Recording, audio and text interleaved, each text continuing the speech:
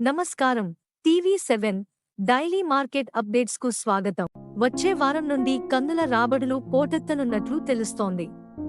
ప్రస్తుతం కల్బుర్గి, బీదర్, బాల్కి, రాయచూర్, సేడెం, చితాపూర్, కుస్తగి ప్రాంతాలలోని అన్ని మార్కెట్లలో కలిసి ప్రతిరోజు 80 నుండి 85 వేల బస్తాల సరుకు రాబడి అవుతున్నదని వ్యాపార వర్గాలు పేర్కొన్నాయి.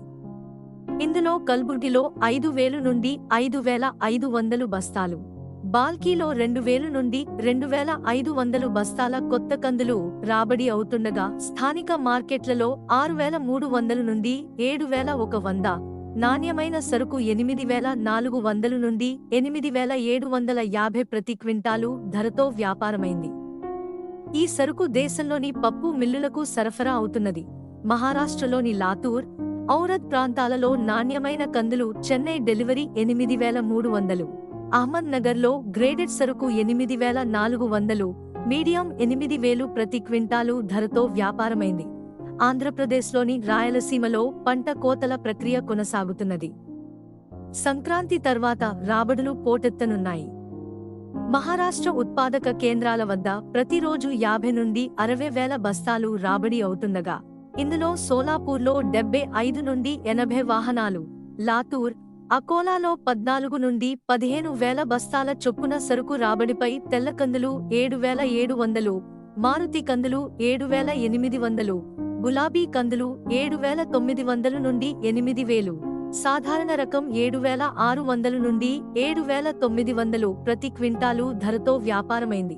చెన్నైలో లెమన్ కందులు 6,800 నుండి 6,850, ముంబైలో 6,900, మొజాంబిక్ గజరి కందులు 6,300, తెల్ల కందులు 6,500 నుండి 6,550, మట్వారా కందులు 6,250 నుండి 6,300, కెన్యా తెల్ల కందులు 6,400, అరుస 6,800 నుండి 6,850 ప్రతి క్వింటాలు ధరతో వ్యాపారమైంది.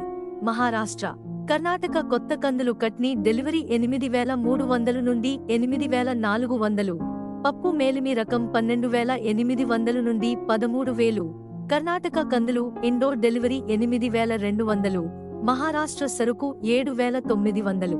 నాగ్పూర్లో పప్పు మేలిమి రకం 13,700 నుండి 13,800, సవానంబర్ పప్పు 12,800 నుండి 12,900, లాతూర్లో మేలిమి రకం 13,400 నుండి 13,600, సవానంబర్ పప్పు 11,400 నుండి 11,600, అకోలాలో మేలిమి రకం 12,600 నుండి 13,800, సవానంబర్ పప్పు 11,000 నుండి 11,800 ప్రతి క్వింటాలు ధరతో వ్యాపారమైంది.